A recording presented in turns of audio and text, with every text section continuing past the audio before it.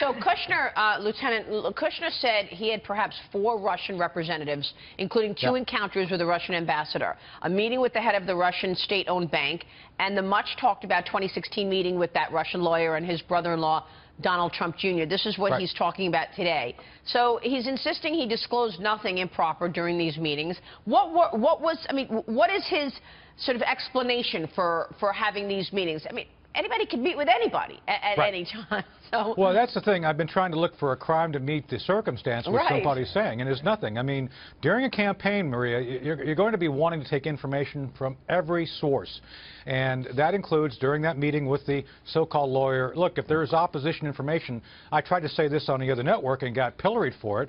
Look, you are obligated. If you were in Jared Kushner's shoes or in Donald Trump Jr.'s shoes, a foreign power comes to you and says, "I have derogatory information on the other candidate." As an American citizen, Maria, you are obligated to listen, because if there's something truly bad, you don't want the potential president of the United States to be blackmailed. So you had to know that. And every one of these meetings, if you look at everything, it was simply part of the communication process, part of the education process of trying to amalgamate and consolidate information for purposes of advising then candidate, now President Trump. Yeah, I think you make a really good point. And actually, the president is tweeting right now. Isn't that right, Mitch? You just see that? He says, the president just tweeting now, Lieutenant, he says, "Drain the swamp should be changed to drain the sewer. It actually is much worse than anyone ever thought, and it begins with fake news." Yep. Drain the swamp was obviously the term that he got him in the White House, partly because some of these lifers that are in government have stopped progress, is basically the point of that. Drain the swamp, Mitch. That's his war against bureaucracy, government bureaucracy. That's right. Drain the swamp. Yeah. And it's funny because he talks about that, and he said when he first said it, he wasn't sure how it was going to go over, and it just sort of swept over the edge, and everybody started hitting it, right? Yeah. Absolutely. So there's his first tweet of the morning, Lieutenant Colonel Tony Shaffer. What's your reaction to this drain the swamp tweet?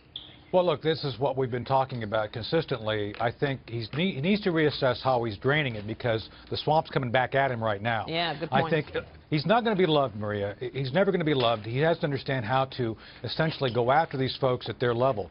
And frankly, the changes at the White House right now need to be designed to be more effective. And I'll be blunt, I think there's some staffers there in the White House who are not serving him well. You know, one of the issues recently he had people come in and talking about was Afghanistan, for an example.